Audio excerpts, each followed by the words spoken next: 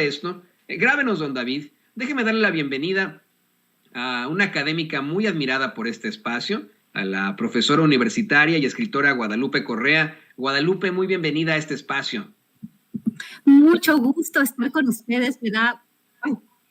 ¿Me pueden escuchar? Perfectamente, la escuchamos fuerte y claro. Muy contenta de estar en este espacio con ustedes y bueno, estos días son días muy importantes que se van a decidir muchísimas cosas en este país y bueno, el tema de la propuesta de reforma la propuesta de reforma eléctrica del sector eléctrico en México, el día de hoy la discusión y la votación en la Suprema Corte son fundamentales, ¿no? Va a ser realmente un avance o un retroceso en materia de soberanía energética, de soberanía nacional, y entonces es muy importante. Y muchas gracias por invitarme. De verdad que estos temas hoy por hoy son fundamentales. Gracias por la invitación. Al contrario, gracias por estar con nosotros. Hoy es un día, como usted bien dice, decisivo para esa ley de la industria eléctrica. En estos momentos, lo acabamos de ver, la Suprema Corte de Justicia está decidiendo si es constitucional o no.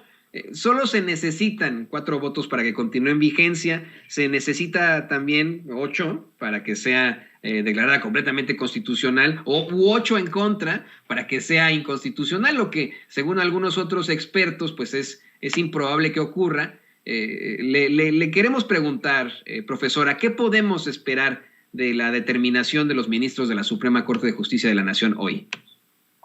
Bueno, en realidad ya se han hecho pues bastantes encuestas, se ha analizado bastante bien. Yo creo que ni por un lado ni por el otro sería como muy difícil que se pudieran conseguir, tanto por quienes están votando por la inconstitucionalidad, los 8 votos, o por realmente ya avanzar en el camino de la constitucionalidad y finalmente simplemente discutir la cuestión del litio y bueno, evadir todas las controversias y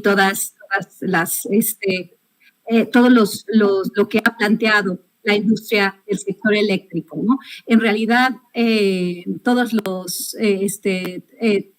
las peticiones de la industria para mantener un sistema de privilegios, para mantener las controversias, si se logran los 8 votos que se necesitan para hacer del proceso un proceso válido que avance la propuesta de reforma del Ejecutivo mexicano, la propuesta que fue pues, estudiada por parte de quienes realmente conocen en la Comisión Federal de Electricidad, pues estas controversias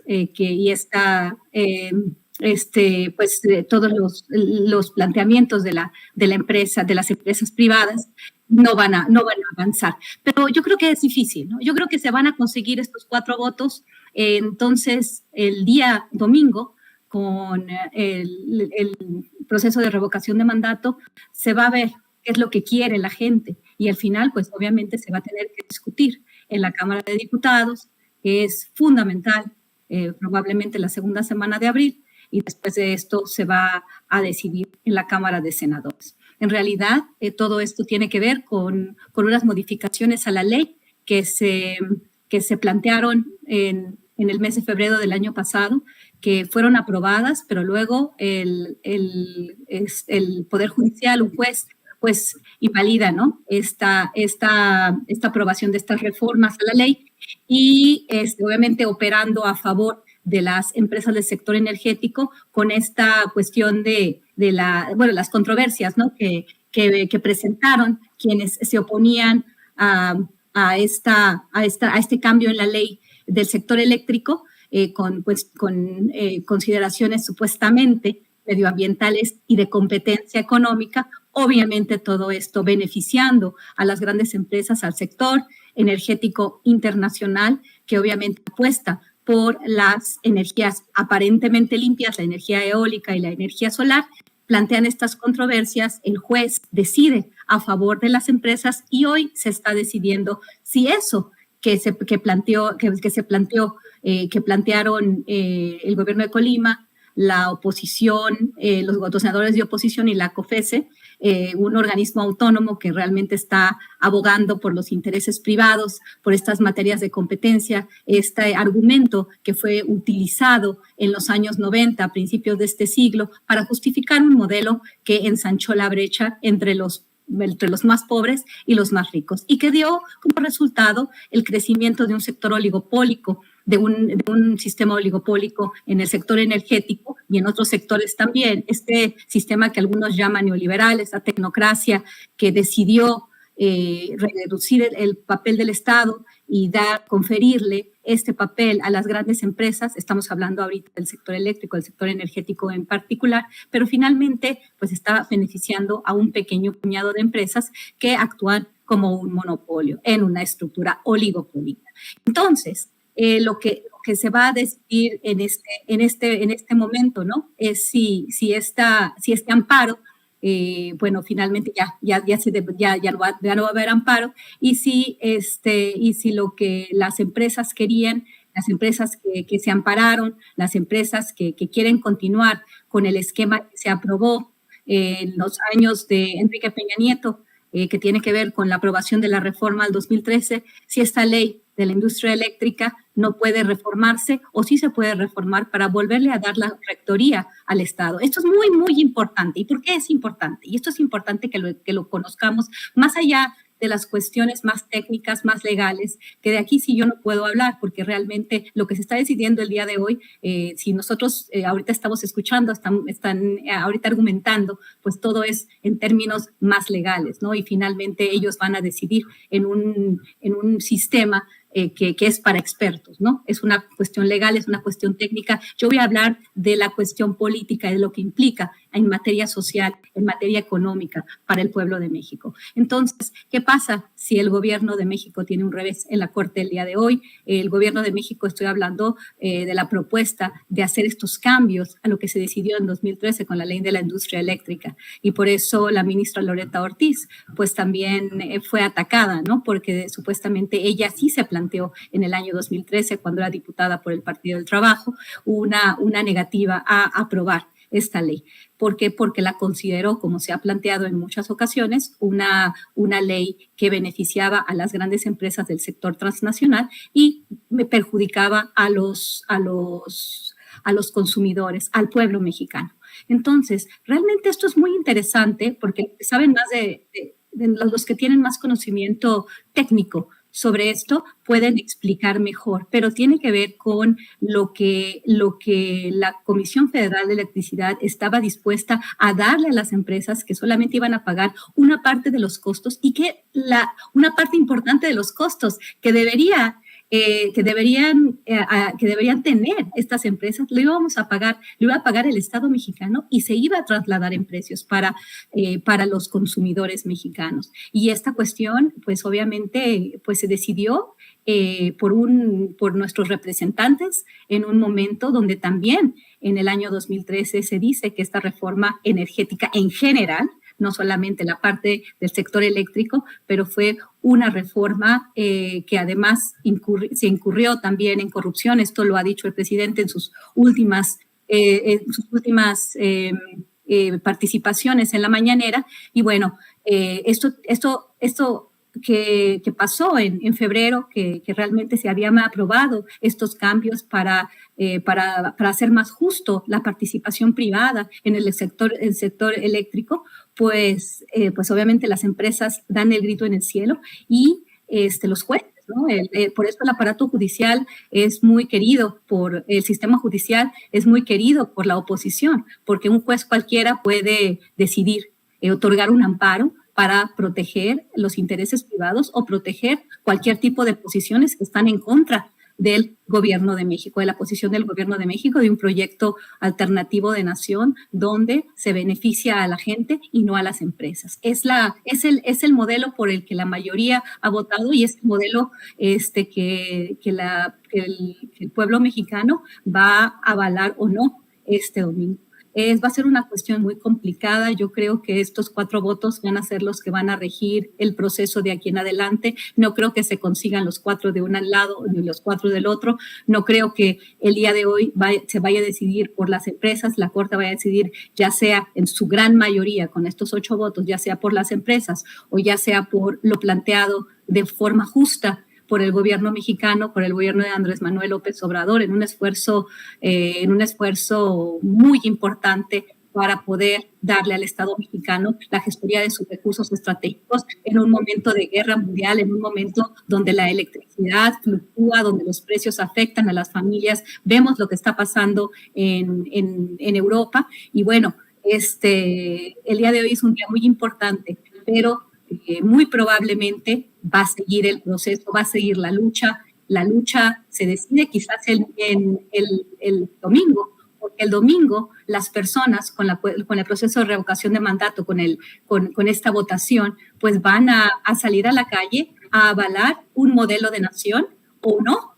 Y si la gente no participa, pues muy probablemente los legisladores van a votar como por los intereses, ¿no? De las empresas, porque las empresas, como el gobierno de los Estados Unidos, parece ser que están haciendo un cabildeo muy fuerte. Son muchos los recursos que ellos van a perder derivados de contratos leoninos que se aprobaron en un momento en el cual también estos grupos de interés, el lobby energético, tuvo una gran relación tanto con los empleados de las empresas transnacionales como con los congresistas. Y bueno, y aparentemente la reforma del 2013 se logró aprobar vía sobornos. El presidente de México ha sido muy claro en estas últimas 2 intervenciones que ha tenido en este sentido, ¿no? En este sentido de que la corrupción aparentemente privó en el año 2013, eso dicho por el ex director de Petróleos Mexicanos,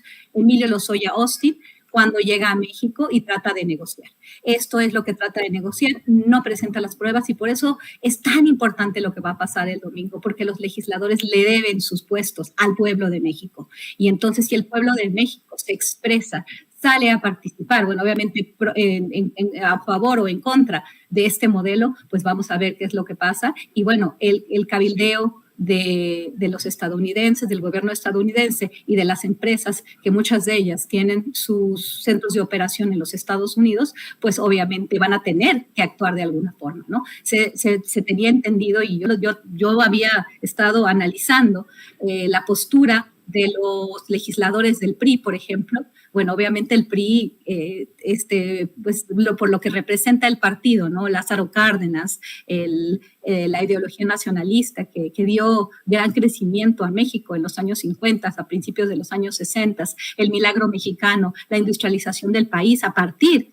de la nacionalización de la industria petrolera, ¿no? Estas ideas que han sido pues manejadas desde la escuela de Chicago, desde la tecnocracia, desde todos estos hombres privilegiados que se fueron a estudiar a los Estados Unidos y a Europa y vinieron aquí a traernos estas ideas de que tener de que regir, de que tener el control, de que el país tuviera el control de sus recursos estratégicos era una tontería, que no necesitábamos hacer eso, que realmente quien nos iba a dar crecimiento iban a ser las empresas transnacionales. Pues se ha visto que eso no solamente no ha sido cierto aquí, sino no ha sido cierto en ninguna parte del mundo y bueno, esto queda muy claro en el mundo desarrollado, queda muy claro en Europa. Ahorita el conflicto por cuestiones de gas natural, por cuestiones de hidrocarburos, que eso es muy importante para la generación de otras fuentes de energía. Estoy pensando, por ejemplo, en el caso del gas natural y la producción de energía eléctrica, pues está poniendo en graves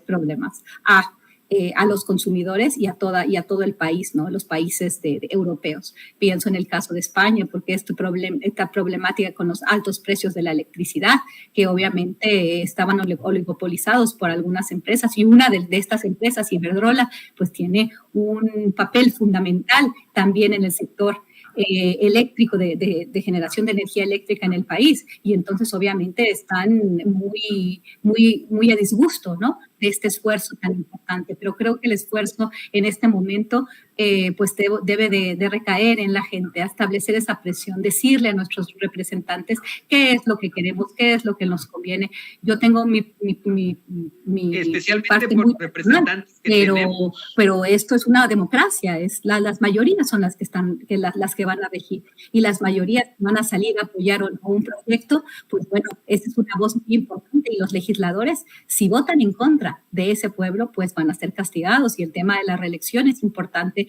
el tema de su estadía como representantes del pueblo también es importante. Si la gente tiene una voz o clama por un proyecto, el día de ayer en la Plaza de la Constitución se vio realmente lo que quería la gente, estaban apoyando a la reforma eléctrica. Lo que diga el Poder Judicial es importante, pero ellos no son elegidos como son elegidos los diputados y los senadores mexicanos. Entonces, el día de hoy, pues vamos a ver también qué tanto ha pesado este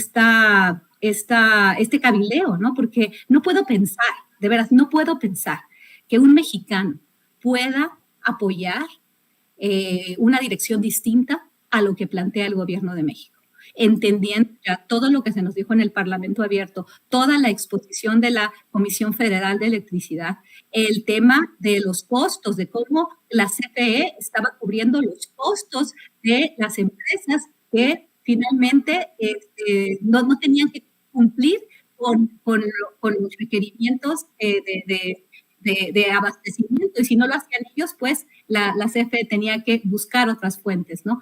Hay todo un tema técnico que ya me han explicado, pero que me parece mucho más consistente que lo explique un experto en el sector eléctrico que yo. Pero lo que yo entiendo es que la Comisión Federal de Electricidad estaba asumiendo costos muy importantes que iban a ser que han sido trasladados a los consumidores, al pueblo de México, ¿no? Y que las empresas solamente estaban pagando costos marginales, costos que eran muy bajos en relación a los costos totales, y finalmente ellos no tenían responsabilidades de proveer la energía que se necesitaba, ¿no? La energía eólica, la energía solar se han utilizado y esta necesidad de proteger el medio ambiente, lo cual es muy importante, la existencia del cambio climático que no se puede negar, pero también creo que no se nos ha explicado necesariamente lo que implica que estas empresas, que obviamente siempre fueron proveedoras de energías sucias y que van a seguirlo siendo, lo que va a implicar para ellos, ¿no? Y para la cuestión geopolítica, lo que Estados Unidos quiere un nuevo trato verde, quiere hacer un nuevo trato verde para regenerar su infraestructura, no solo energética, sino para desarrollar al país, como en el siglo pasado, en la era del New Deal, del nuevo acuerdo, ¿no? Del nuevo acuerdo, que son políticas keynesianas en las cuales su Estado sí va a promover el crecimiento, va a dar los subsidios a estas empresas para supuestamente generar empleos, ¿no? Esto se hizo el siglo pasado con Franklin Delano Roosevelt, y en este momento Estados Unidos se encuentra en una crisis desde el año 2008, en una crisis muy importante que lo ha puesto en un papel mucho menos relevante que antes, ¿no? Estados Unidos no es lo que era antes, Estados Unidos ya no es el poder hegemónico, y a través de esta reformulación de su sector energético, a través de este gran acuerdo verde que tanto progresistas como personas de la derecha apoyan de una forma u otra, es muy importante para ellos. Entonces, al final, lo que se ha querido y lo que avanzó gracias a, obviamente, gobiernos serviles, gobiernos vendepatrias, funcionarios vendepatrias que en algún momento fueron empleados y que ahora pues están en contra de esta reforma, fueron empleados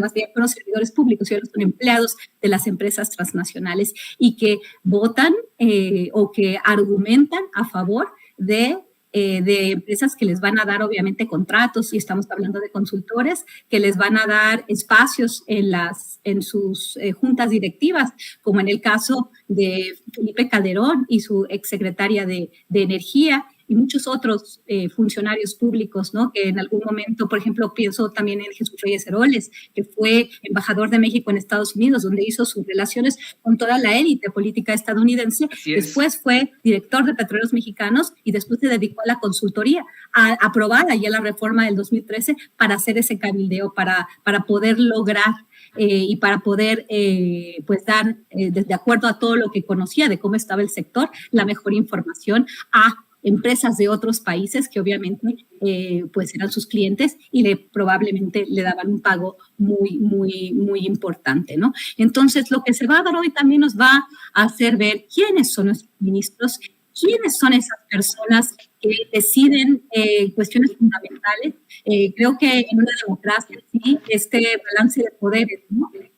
La existencia de tres poderes que ninguno se va a ver, que sirven como fuerza para eliminar, ¿no? Esta tiranía de la mayoría, que es en este momento para la oposición una gran figura, ¿no? El Poder Judicial, pero de cualquier forma, vamos a ver de qué están hechos. ¿Qué han utilizado desde el Poder Judicial? Los recursos estratégicos de la nación.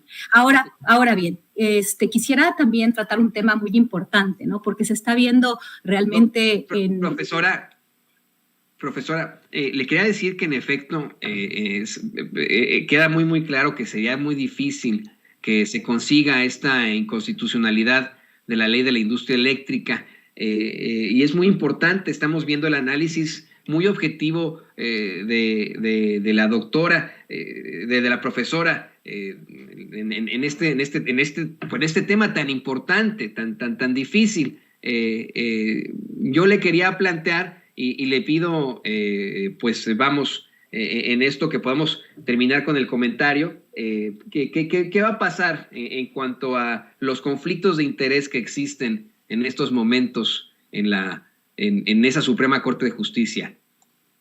Muy bien, claro que sí. Esto es muy importante, el conflicto de interés, que tiene que ver con un fenómeno que ya hemos platicado en otros momentos en este espacio y en muchos otros más, también en el Parlamento abierto, el conflicto de interés, las puertas giratorias, las familias. Esto es importantísimo en un momento de una decisión fundamental como la aprobación o no de la propuesta de reforma al sector eléctrico enviado por el Poder Ejecutivo en este momento. Bueno, hemos hablado mucho de estas puertas giratorias, de estos consultores que en algún momento fueron empleados del sector, empleados públicos, y que estuvieron trabajando en el gobierno mexicano y que ahora utilizan esas puertas giratorias para apoyar los intereses de a quienes conocieron cuando eran servidores públicos. Pero en este sentido es muy interesante lo que pasó, lo que sucedió con la ministra Loretta Ortiz. Disculpen. Ella fue acusada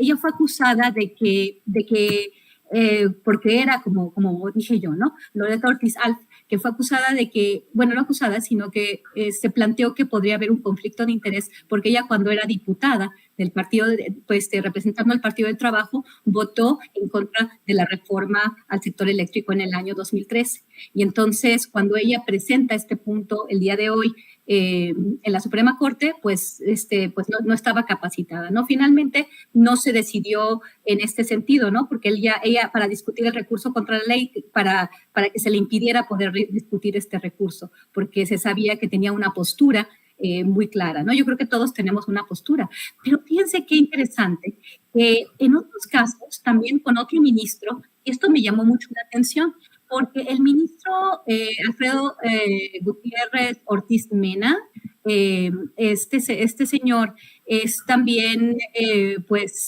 primo, ¿no? Que es lo que tengo entendido, vamos a hacer una mayor investigación, porque es interesante, ¿no? La señora Tania Ortiz Mena, que ella, pues, es directora general de Innova, Innova es una filial de la empresa energética Sempra. Sempra tiene mucho interés en que no se apruebe la reforma al sector eléctrico porque es uno de los jugadores más importantes en este mercado. O sea, sabemos que Sempra participó en los foros de Parlamento Abierto, obviamente tiene muchísimos intereses que esto no sucede, no se apruebe, ¿no? Y la señora Tania Ortiz Mena, pues tiene un papel fundamental en la industria mexicana. Y ella es familiar, vamos, de un ministro de la Suprema Corte y ese conflicto de interés no se manejó, ¿no? Alfredo Gutiérrez Ortiz Mena es el ministro del cual no se ha discutido ningún conflicto de interés. Yo creo que en este momento sí se debería discutir ese conflicto de interés. Imagínense, un ministro de la Suprema Corte, su familiar, a menos de que no sea su familiar, quizás tengo algún error, ¿no? Quizás por los apellidos hay algún error en cuestión de su parentesco, pero tendríamos que investigar si realmente esta prima, que es un jugador crucial, la directora general de Innova en México, una filial de Sempra, y que este señor ya un voto que está cargado, ¿no? Aquí sí, a mí me parece una cuestión que habría que estudiar un poco más, porque, o sea, lo de Loreto Ortiz ya se decidió, se le señaló, no se le acusó, se le señaló de posible conflicto de interés, pero aquí yo veo un interés mucho más claro, que tiene que ver con una relación aparentemente filial. No voy a decir que sea su prima porque no me consta, pero tienen el mismo apellido, Alfredo Gutiérrez Ortiz Mena y Tania Ortiz Mena. Se puede revisar toda la información, los antecedentes de esta persona, de Tania Ortiz Mena, y también de la participación de Sempra en el mercado de producción de energía eléctrica. Bueno, a mí me provoca un sentimiento como de sorpresa, ¿no? Y también que hay vuelo conflicto de interés.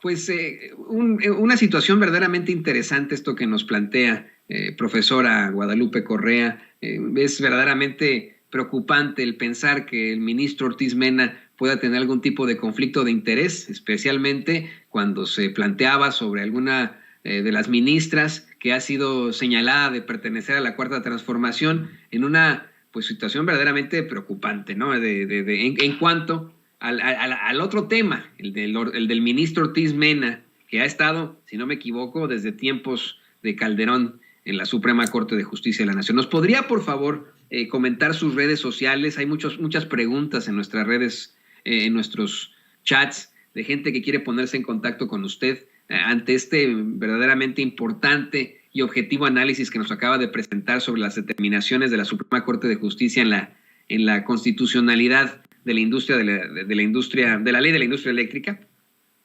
Por supuesto, sí. El día de hoy se va a discutir un tema muy importante. Se está discutiendo ahorita, mientras hablamos, un tema muy importante. Y con este posible conflicto de interés de uno de los ministros, cuando imagínense que la votación va a quedar mucho más cerrada, imagínense lo que esto significa. Es muy interesante. Claro, mi Twitter, solamente tengo un Twitter, que es @gcorreacabrera junto. Esa es mi cuenta de redes sociales y ahí estoy en contacto con ustedes. Pueden mandarme un mensaje directo, me pueden seguir y con muchísimo gusto estamos siempre participando. Yo trabajo en los Estados Unidos, pero me pueden encontrar siempre en Twitter, gcorreacabrera, todo junto. Esa es mi cuenta de Twitter. Muchísimas gracias por la invitación, muchísimas gracias por su atención. Bueno, estaremos muy pendientes de lo que pasa este domingo. Esto no se acaba hasta que se acaba. Y bueno, y si finalmente los legisladores votan en contra de los intereses de la nación, pues creo que tenemos que cobrarles la factura. Esto no puede quedar en el olvido.